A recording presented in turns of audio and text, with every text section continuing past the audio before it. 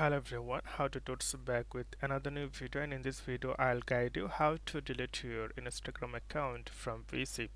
So you can delete your account from the Instagram app, or you can go any browser. So I'm using Google Chrome, then search instagram.com, and then you can see the option.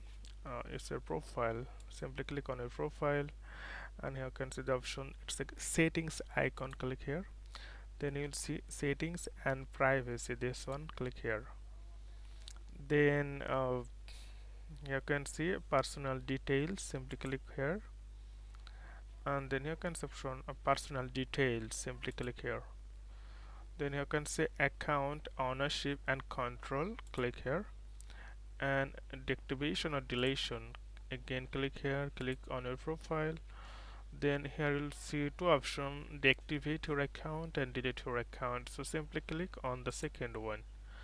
Once you click the second one, then continue. Then you have to give your password here. So I just give your password and click the continue. Then your account will be deleted permanently. So okay friend, today is normal, and see you the next video.